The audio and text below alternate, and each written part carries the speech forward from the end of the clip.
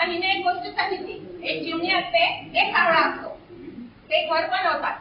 पण ही गोष्ट अपुरी सांगितली. तो कावळा पाऊस पडल्यावर तिच्याकडे आल्यावर ती चिमणी दार उघडत नाही. आधी सांगते मी माझ्या बाळाला नाऊ घालते, मी त्याला आता पावडर लावते, मी त्याला आता झोपू देते, त्यामुळे तू थांब.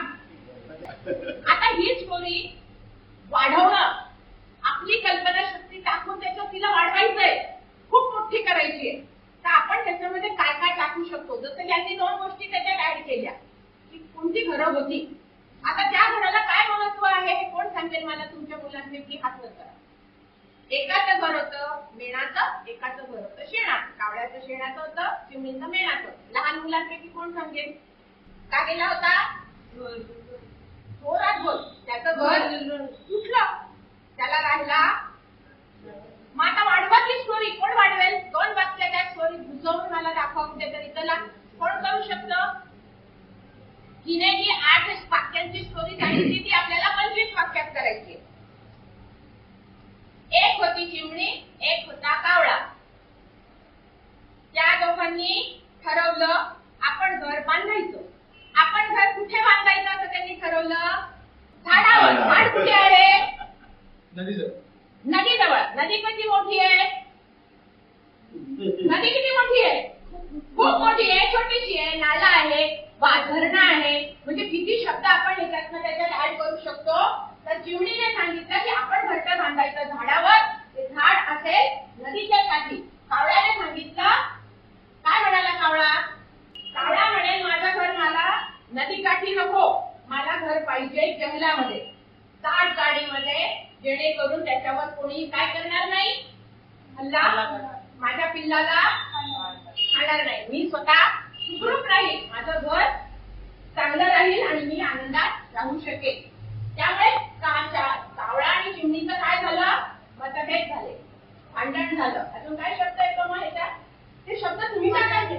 वादावादी झाली आणि मग दोघांनी 2 वेगळी घरं बांधली. कावळ्याने पण कशाचं घर बांधलं? कारण कावळ्याला काय होतं? कावळ्याला समजत होतं की पाऊस आला तर माझं घर वाहून जाईल असं कावळ्याला समजत होतं. बरोबर आहे? बरोबर आहे? बरोबर आहे. हो म्हणतोय. नाही, हे त्याला समजलं नाही. म्हणून कावळ्याने काय केलं? शेणाचं घर बनवलं. पण चिमणी कशी होती? हुशार होती. दुसरा शब्द कुशाग्र. आज कुशाग्र नाही, इथे काय येतो? शहाणी. या मुलीसारखी स्मार्ट अशी होती. तिने काय केलं? तिने कावळ्याला जाऊ दिलं. नाहीतरी भांडण झालं तर आपण काय करतो? मग तिकडे तू तुझं कर, मी माझं करतो. चिमणीने काय केलं? स्वतः मेणाचं घर बनवलं. ती होती हुशार. तिला माहित होतं मेण कशामध्ये वितळतं? आगी. पावसात वितळतं का? आणि तिथे तिने तिच्या पिल्लाला ठेवलं. मग काय झालं? ऋतू किती असतात? ऋतू किती असतात? 3. हा, मग काय झालं? त्यांनी घर बनवलं कोणत्या ऋतूत? नाही, त्यांनी घर केव्हा बनवलं? पावसाळ्यात. तो कशाला बनवल्याबरोबरच तुटून जाईल ना. उन्हाळ्यात त्यांनी घर बनवलं. पावसाळ्यापर्यंत दोघं आपापल्या घरात आनंदात राहिले. आणि मग काय येतो? उन्हाळ्यानंतर काय येतो? उन्हाळ्यानंतर काय येतो? पावसाळा. पावसाळ्यात काय झालं? पाऊस कसा येतो? किती प्रकारचा पाऊस येतो? वादळाचा. आणि त्याच्यात काय पडतात? विजा, ढग, गडगडतात, झिमझिम पाऊस पडतो. कसा पाऊस पडला? मग पावसाचं वर्णन करायचं. पावसाचं वर्णन केल्यावर मग पाऊस पडला. पाऊस पडल्यानंतर मग परत जोराचा पाऊस आला. विजा चमकल्या, ढग गडगडले, झाड धडाधडा हलायला लागलं. आणि हलल्यावर ते पाणी त्याचं घरच्या पावसामध्ये वाहून गेलं. कावळा बिचारा कुठे गेला? डायरेक्ट चिमणीकडे जाईल का? भांडण झाल्यावर आपण जातो का आपल्या शत्रूकडे डायरेक्ट? मग काय करेल तो बिचारा? फांदीवर एका पानाच्या आडोशाला बसला. पण बिचारा ओलाच होत राहिला. नुसतं ओला होत राहणं चांगलं आहे का जास्त दिवस? नाही. आणि त्याला भूक लागेल, त्याला पाणी प्यायचं असेल, त्याला खायचं असेल, त्याला सर्दी होऊ शकते की नाही? ओलं झाल्यावर काय काय होतं? सर्दी, ताप, खोकला. मग त्याचं कावळ्याला पण होऊ शकतं. म्हणून कावळा घाबरला. मग त्याने आठवलं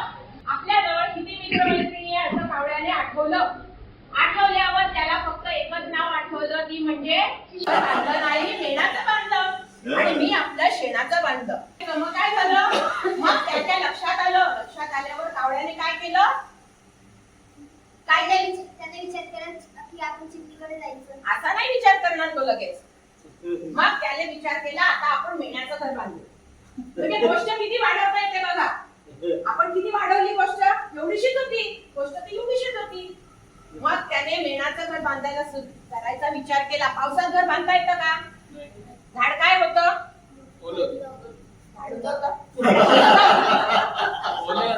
ओला होण्याने नाही होत, काही हलतं ना ते, हलक्या जागेवर कसं घर बांधेल तो, नाही बांधू शकत. त्याला पहिले तर मेहनत मिळणार नाही. पावसाच्या एवढ्या जोराच्या पावसामध्ये कावळ्याला काही करणं जमलं, दुसरा कोणताही मित्र मैत्रीण आठवे.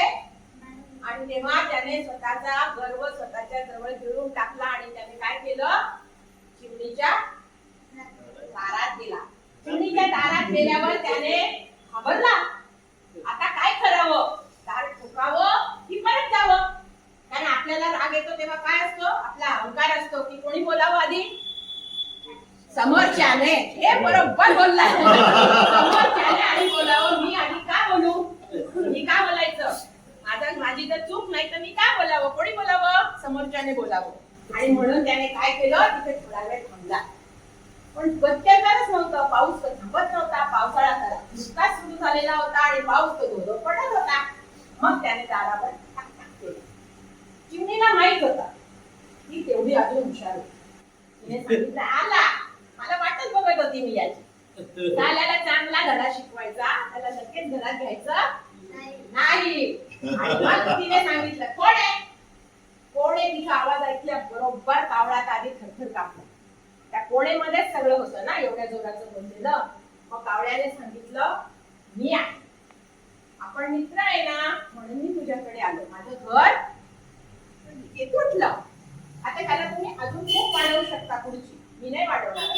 आता चिमणी त्याला कसं सतवते हे तुम्ही पूर्ण वाढवायचं आणि ते वाढवून ते तुम्ही मला व्हॉट्सअप करायचा, मी तुम्हाला माझा नंबर देते. आपण स्टोरी एक्सपांड कशी करतो, वाढवतो कशी, आणि कोणती छोटीशी स्टोरी घ्यायची. आता त्याची ना ससा कासवची ही स्टोरी घ्या, त्या स्टोरीला सुद्धा वाढवा. इतकं सुंदर वाढवता येतं आणि ह्याच्यामध्ये तुमची कला त्याच्यात दिसते. नवीन काहीतरी केल्याचं समाधान तुम्हाला मिळतं आणि तुम्ही त्याच्यातनं शब्द शिकतात.